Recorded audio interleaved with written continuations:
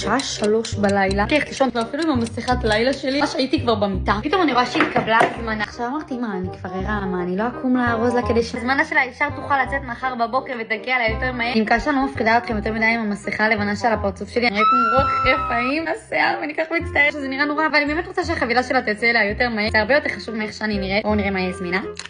אוי, אתם בכלל לא מבינים. הגילי סנואו, יש בזהב וכסף, היא הזמינה את הזהב, זה כאילו יפה פיצוצים. מנה שהיא צריכה עגילים, כי יש לנו פה עוד זוג עגילים. זה חמוד, אני משתגעת, כאילו אני לא מכירה את התכשיטים האלה. תכשיט נעשה סבוב הזה. אתה מפריע לי? נעשה עגילי ויולט, פרחים הקטנים המושלמים האלה. זה אשכרה פנינים אמיתיות. אני מצטערת על האגודל המכוער שלי. כמה ביקורת עצמית היום. זה לא בסדר, זה לא חינוכי להראות את זה לילדות. וואלה, שימו 1000. אתם יודעות מה? זה גם לא חינוכי להראות לילדות. פאק, מה קורה? רואים ששלוש בלילה. מביאים לה תכשיט מתנה. כל מי שקנה במימי מקבל תכשיט מתנה, חברות. אני כזאת חמודה ומאמת ומקסימה. תפסיקו, אני אהיה רטיפה. תראו איזה מספק, והסאונדים, אני חושבת כאילו ניסה סמר לעצמי. צורת פרח. זה יפה, זה יוצא. זו הייתה כל ההזמנה שלנו להיום, או יותר נכון להלילה. לאתר שלי קוראים מימי ג'ולס, כתוב את זה כאן. מקווה שנהנתם ותגידו לי לילה טוב.